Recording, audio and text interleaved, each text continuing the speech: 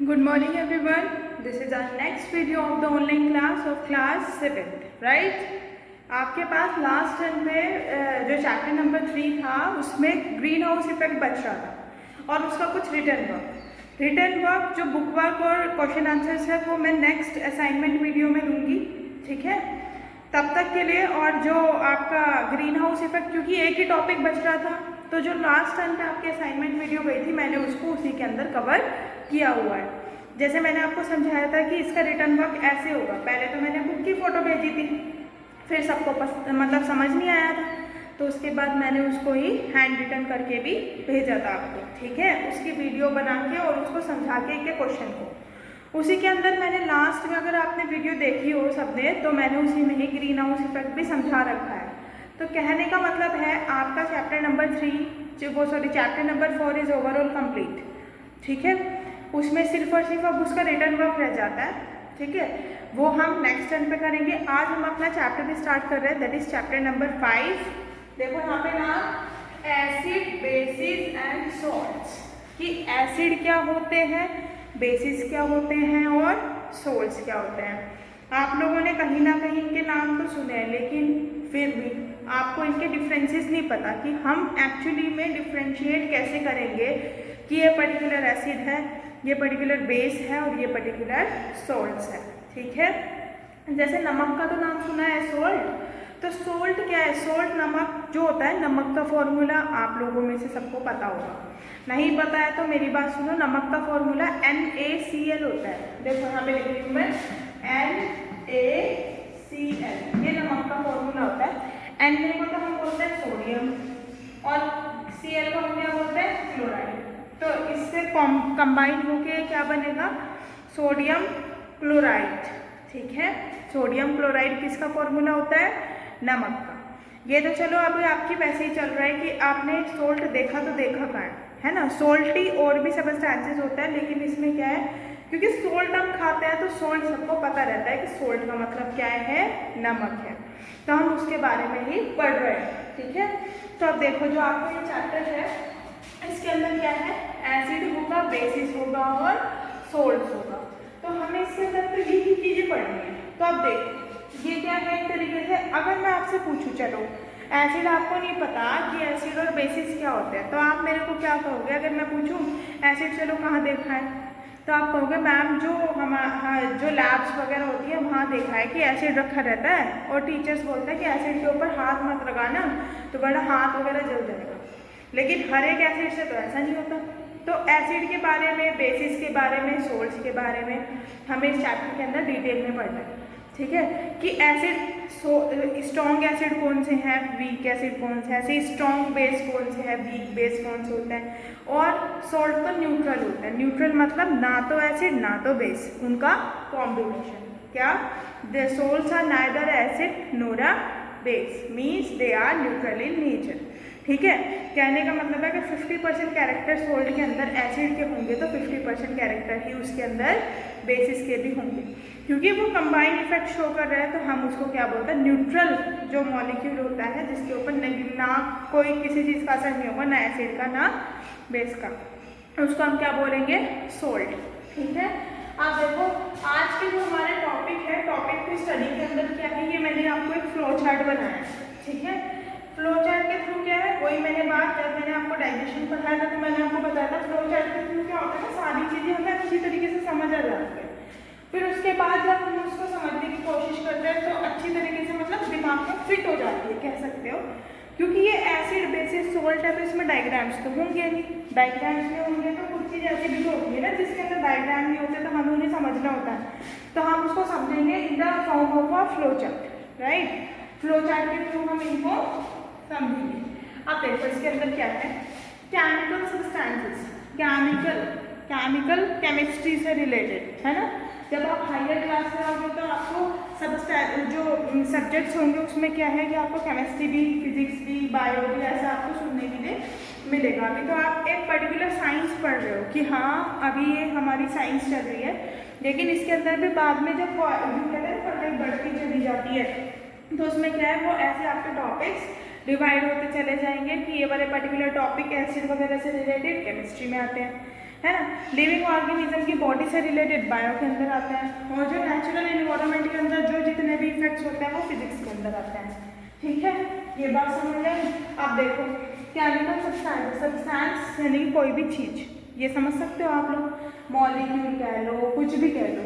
अब देखो जो केमिकल सब्सटेंसेस होते हैं जो बेसिकली कहाँ पाए जाते हैं, केमिस्ट्री लैब में। अगर मैं स्कूल की बात कहूँ कहाँ पाए जाएंगे, केमिस्ट्री लैब में। ठीक है, अब ये आपके कितने टाइप के हैं, ये आपके 3 टाइप के होते हैं, एसिड, बेसिस एंड सॉल्ट। कितने टाइप के हैं केमिकल सब्सटेंसेस, एसिड के हैं, बेसिस के हैं और सोल्ट, यानी कि there are 3 types of the chemical substances present in this chapter.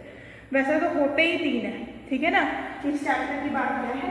अब एक एक चैप्टर करके एक एक टॉपिक केमिकल सब्सटेंसेस का लेके हम पढ़ने स्टार्ट करते हैं। ये बात समझ आ रही है आप लोगों को?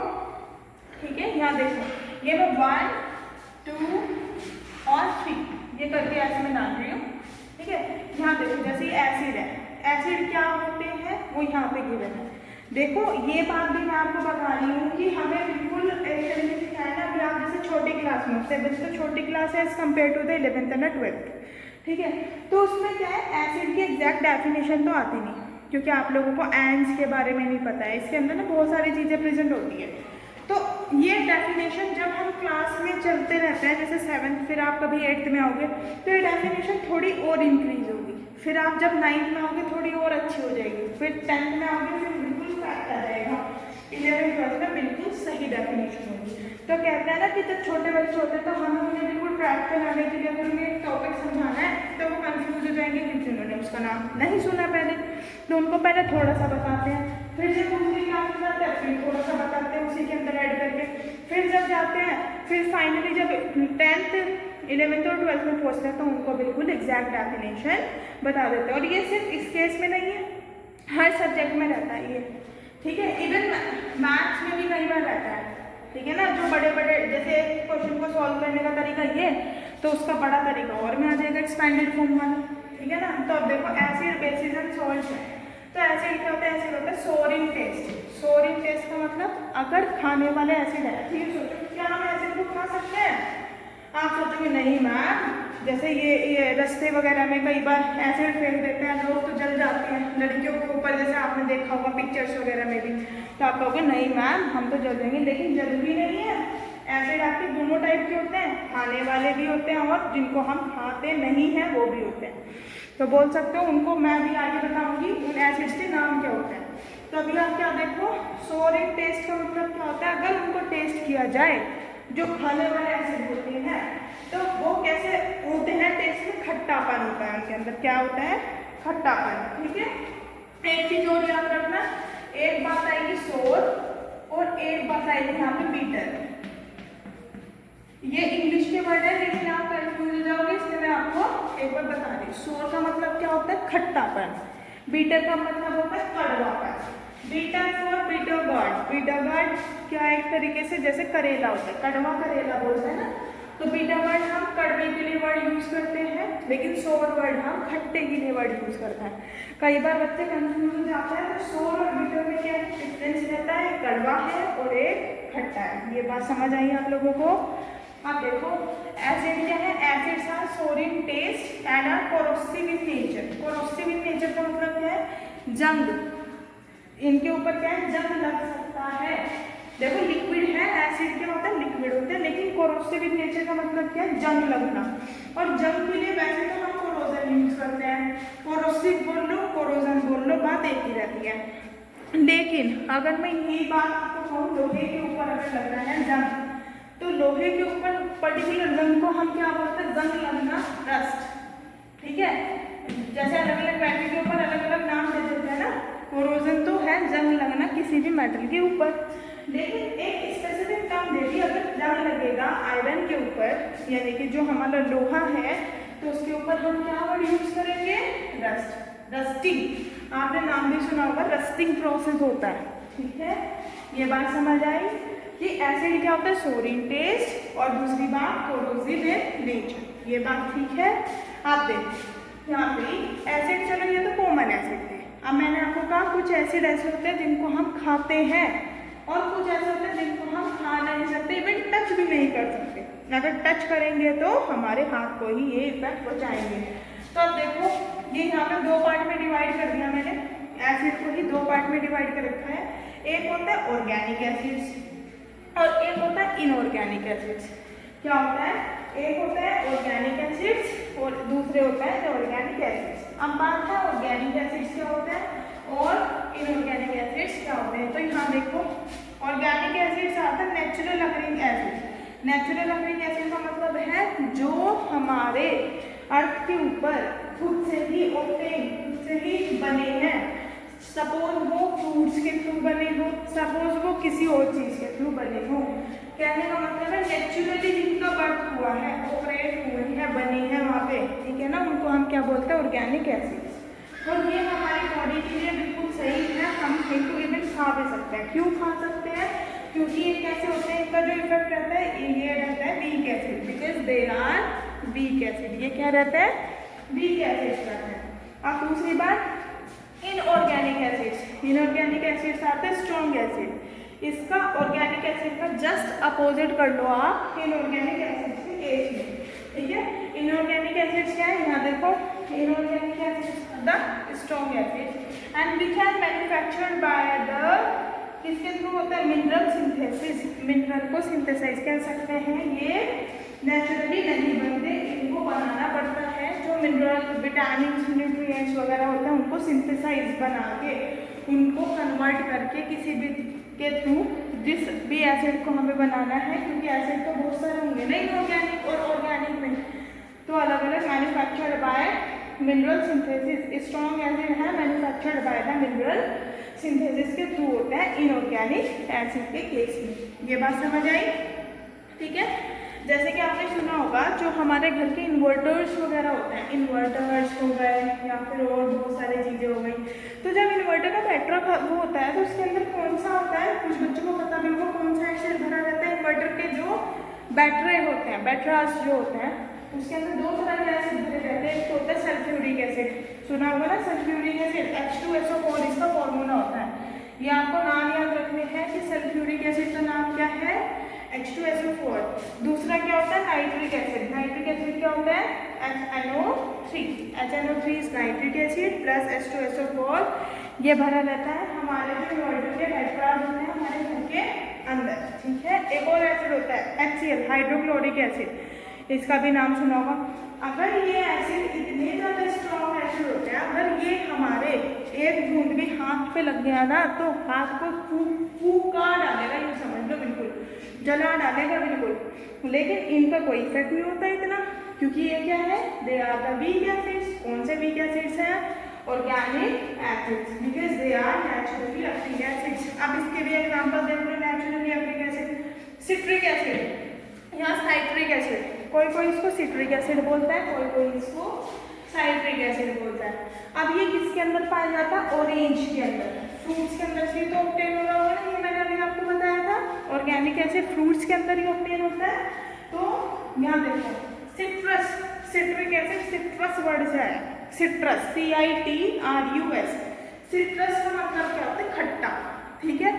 वो एसिड जो खट्टी चीज़ों से ऑब्टेन होता है उसको सिट्रिक एसिड बोलते हैं, ठीक है। अब देखो फ्रूट के केस में ही बात कर लो, ऑरेंज, ग्रेप्स, ठीक है ना, ज़्यादातर ग्रेप्स खट्टे होते हैं, ठीक है ना, लेमन, तो क्या है ये सिट्रिक एसिड इसके अंदर प्रेजेंट है। और एक चीज़ और याद रखना, अगर हमें इनका अलग अलग नाम नहीं लेना, ऑरेंज क्या है, लेमन क्या है ना, तो ये खट्टे वाली कैटेगरी में आता है। कौन से फ्रूट है ये, खट्टे फ्रूट, जो खट्टा सा अपीयरेंस शो करते हैं ना, तो इनको हम अलग अलग नाम ना देखें। फ्रूट्स का नाम भी क्या होता है, citrus fruits. Why they are called citrus fruits, because the citric acid is present in it, right, क्योंकि सिट्रिक एसिड इनके अंदर प्रेजेंट है। अलग अलग नाम न देके हम इनको क्या बोल देते हैं, सिट्रस फ्रूट्स। ये बात समझ आई आप लोगों को, ठीक है। अब दूसरी बात, एप्पल, जो हम एप्पल खाते हैं, क्योंकि ये देखो ये ऑर्गेनिक जो एसिड्स है वो नेचुरली अकरिंग एसिड्स है। नेचुरली हुई तो नहीं आने के, किसी चीज़ के अंदर लेकर आएंगे, सब्सटेंस के अंदर लेकर आएंगे, तो वो सब्सटेंस क्या है, वो फ्रूट्स, बेसिकली फ्रूट्स रहते हैं वो सब्सटेंसेस। ये बात समझ आई। फ्रूट्स में भी कौन सा है, एप्पल, ठीक है। एप्पल के अंदर कौन सा वो पाया जाता है एसिड, अगर किसी ने पूछा कि विच acid is present in Apple, तो मैलिक एसिड, MALIC। देखो एक एसिड होता है MALIC, मैलिक, एक होता है MALIC, इसमें बहुत ज़्यादा डिफरेंस होता है। तो अभी आपको क्या याद करना है, एसिड है जो एप्पल के अंदर प्रेजेंट है, लेकिन वो कौन सा एसिड है, सिर्फ और सिर्फ मैलिक एसिड। और सिट्रिक एसिड किसके अंदर प्रेजेंट होता है, ऑरेंज के अंदर, या फिर ऑरेंज ना बोल के लेमन बोल लो, लेमन ना बोल के और कोई खट्टा फ्रूट बोल लो खट्टों में, जैसे कि ग्रेप्स हो गया, और भी बहुत सारी चीज़ें आती हैं, ठीक है ना। तो वो सारी चीज़ें सिट्रस फ्रूट्स होते हैं जिनके अंदर कौन सा एसिड प्रेजेंट है, सिट्रिक एसिड, ठीक है। अब देखो इनऑर्गेनिक एसिड्स भी मैंने आपको बता दिया। अब बात करते हैं एसिड्स, तो हमारे हुए कंप्लीट। अब हम बात करेंगे बेसिस क्या होते हैं, ठीक है। बेस क्या होता है, बेस वो होते हैं जो बिटर इन टेस्ट, कड़वे होते हैं टेस्ट में, लेकिन ये क्या था, सोर का मतलब खट्टा, सोर का मतलब खट्टा था, बीटर का मतलब क्या है, ये कड़वा होता है टेस्ट में बेस जो होते हैं। और सोपी टू टच, जैसे सोप होता है बिल्कुल सॉफ्ट टच करने में इजी होता है, तो ऐसे ही बेसिस क्या रहता है, सोपी टू टच करने में सोपी सा अपीयरेंस, जैसे सोप का होता है, साबुन का टच आता है, वैसे इनका टच आता है। ये वाली बात समझ आई आप लोगों को, ठीक है। अब ये इंपॉर्टेंट बात है जो मैं टिक कर रही हूँ। अब देखो, अब हम इन्होंने बोला कि एल्केलाइन एक सब्सटेंसेस होते हैं, एल्केलाइन कैसे बनते हैं कोई भी सब्सटेंस, तो एल्केलाइन क्या बनते हैं, जब एक बेस को हम डिजोल्व कर देते हैं वाटर के अंदर, कह सकते हो बेस लिया उसके अंदर पानी मिला दिया, तो उसको सब्सटेंस को फिर क्या बोलेंगे, अब उसका नाम चेंज हो जाएगा, उसकी कुछ अपनी जो प्रॉपर्टीज होती होंगी वो भी चेंज हो जाएगी, तो उनको क्या बोलेंगे हम, दे आर एल्केलाइन सब्सटेंसेस। कौन से सब्सटेंसेस, एल्केलाइन सब्सटेंसेस। देखो यहाँ मैं ब्लॉक में कर रही हूँ, ये नाम ALKALIN, एल्केलाइन सब्सटेंसेस, ये समझ आया। एसिड सोर होते हैं, बेसिस बीटर होते हैं, एसिड कोरोसिव इन नेचर के होते हैं, लेकिन बेसिस सोपी टू टच के होते हैं, ठीक है। एसिड दो टाइप के थे, organic inorganic. Organic acid natural living acid होता है, while inorganic acids are mineral synthesizing acids, means they are not a natural living acids, right. उसके फिर एग्जांपल्स देखें। अब बात हम करते हैं सोल्ट क्या होता है। देखो सोल्ट क्या एक तरीके से कॉम्बिनेशन है एसिड और बेसिस का। जब हम ना तो किसी सब्सटेंस को पूरी तरीके से कह सकते, सपोज मेरे पास कोई केमिकल सब्सटेंस है, मुझे बताना है कि बताओ वो एसिड है, बेस है या सोल्ट है, तो आप क्या बताओगे, मैंने लिया और ना तो वो पूरा खट्टा ही है ना तो वो पूरा बीटर ही है, तो मैं कहूँगी कि इन दोनों का कॉम्बिनेशन जो है वो सोल्ट है ना। और कॉम्बिनेशन भी ऐसे कि 50% ही, तो अगर एसिड होगा तो 50% ही बेस होना चाहिए। इनमें से अगर 60% एसिड हो गया 40% बेस हो गया, तो एसिड की कंसंट्रेशन ज़्यादा हो गई ना, एसिड ज़्यादा हो गया तो वो एसिड का अपीयरेंस ला देगा, और हम उसे सोल्ट ना कह के फिर एसिड कहना पड़ेगा। तो कंसंट्रेशन सेम होनी चाहिए। जब भी जाके कहेंगे कि एसिड बेस के इफेक्ट को खत्म कर रहा है, तो हम उसे कहेंगे न्यूट्रल, यानी कि इसके ऊपर किसी चीज़ का भी सोल्ट के ऊपर असर नहीं होता। तो यहाँ लिखा है सोल्ट और न्यूट्रल। न्यूट्रल का मतलब ना तो एसिड ना तो बेस, है ना, इसके ऊपर किसी चीज़ का भी असर नहीं हो रहा है। और ये बनते कैसे हैं, salts are formed by the combination of acid and bases. कैसे बनता है, by the combination of acid and bases के कॉम्बिनेशन से क्या क्रिएट होता है, क्या बनता है, सोल्ट्स बनते हैं। ये बात समझ आई, सोल्ट्स, जैसे कि फॉर एग्जांपल सोडियम क्लोराइड और कैल्शियम कार्बोनेट। एल्डिहाइड को मैंने सोडियम बोला था, यहाँ मैं लिख रही हूँ सोडियम क्लोराइड, ये समझ आ गई, ठीक है। अब CaCO3 कैल्शियम कार्बोनेट, ठीक है। अब आपको क्या करना है, पेज नंबर 71 to 72 और 73 हो सके तो आगे का थोड़ा पढ़ोगे तो आगे का समझ आएगा। इसको रीड करना, रीड करने के बाद फिर कोई प्रॉब्लम आती है तो फिर पूछ लेना, ठीक है। आज के लिए इतना ही। नेक्स्ट आगे का जो होगा वो टॉपिक आगे का कवर करेंगे, लेकिन इस वीडियो के आने के बाद मैं एक असाइनमेंट वीडियो भेजूंगी जिसके अंदर मैं लास्ट टर्म वाले जो चैप्टर था उसके क्वेश्चन आंसर्स रिटर्न में भेजूंगी एक्सप्लेन करते हुए, ठीक है। किसी ने अपना काम नहीं किया है, वैसे तो मैंने कॉल करके पूछा था, ठीक है। किसी ने फिर भी नहीं कराया, जिनका थोड़ा थोड़ा काम रह रहा था, वो अपना काम जरूर करो, ठीक है। और किसी की लास्ट वीडियोस नहीं देखी है तो अपनी पहले लास्ट वीडियोस देखो, उसके बाद नई वीडियोस देखना, ठीक है। आज के लिए इतना ही, थैंक यू।